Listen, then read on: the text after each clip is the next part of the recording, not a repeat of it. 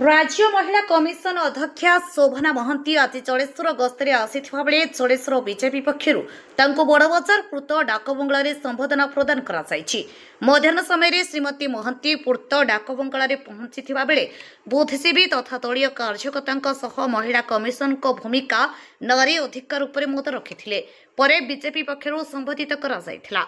संबोधन कार्यक्रम में बीजेपी नेता ब्रजमोहन प्रधान, वरिष्ठ नेता शांतानु पट्टनायक, समीर पत्र, कालीचरण दास, फाल्गुनी पाणिग्राही, युवनेता राजेश खटुआ, प्राक्तन सरपंच मधुसूदन दत्त, सुमती दे, देवजानी अंडिया, इंदुमती गिरी, श्रीकृष्ण गुप्ता, शिवनारायण महापात्र, विप्लव कुमार प्रधान, विश्वभूषण दास, रवीन्द्रनाथ प्रधान, तापस पाणिग्राही, कालीचरण दास, अनंत दास, संदीप महंती, त्रिदिवा प्रधान, निमाई प्रधान, सत्यकर, प्राथसारथी कर प्रमुख बहु मान्यगण व्यक्ति उपस्थित थिले। मु गतकाली केउंझर डिस्ट्रिक्ट विजिट करछि। सरकार बर्तमान त्वरित पदक्षेप रे अछंती। जो माने दोषी तांको दंड दिया जबार माने तार प्रबंधन आरंभ हो जाइछि। आईन ऊर्ध्व केही नहु, जे दोषी से तो निश्चय दंड पाइबो।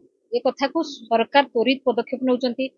पुलिस पेट्रोलिंग चलछि, ट्रैफिक रो भी नियम ताकू भी कड़ाकड़ी चलछि एवं कॉलेज मानकर अवेयरनेस प्रोग्राम चलछि।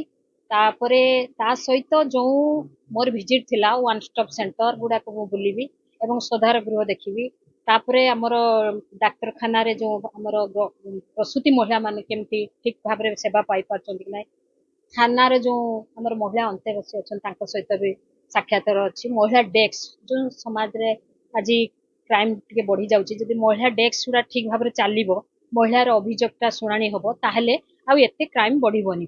आपण माने समस्ते जानते गोटे खुशी खबर, ओडिशा गर्व गौरवर कथा जे कि सरकार तो प्रथमे धन्यवाद देबी एवं डेप्यूटी सीएम को भी धन्यवाद देबी, ता सहित नेशनल कमिशन को धन्यवाद देबी जे कि भुवनेश्वर रे ओडिशा महिला सुरक्षा भितर अछंती स्थान पाइछि।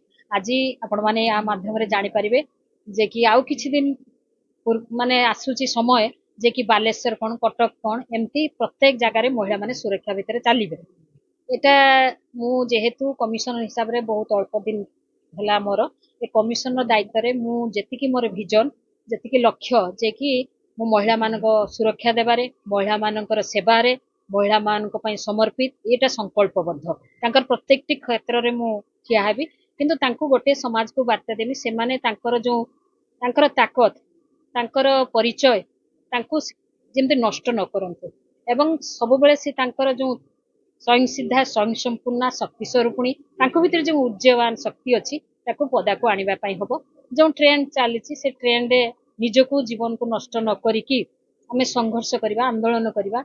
ये जो ट्रेंड भीतर ता भीतर न पसिकि हमें केमिति हमर न्याय जेमते कोंती हमें जेंडर इक्वालिटी हमर महिला पुरुष जमी दुईटी पार्श्व सहित समान, मुद्रार दुईटी पार्श्व सहित समान, महिला बिना अधूरा पुरुष बिना भी अधूरा, सेमती सबु क्षेत्र रे सेमाने केमती सुरक्षा पाई परिबे, आगो को जाई परिबे, प्रत्येक क्षेत्र रे आगो को बढ़ंतु तृणमूल स्तर से तांको पई दंडायमान अछि।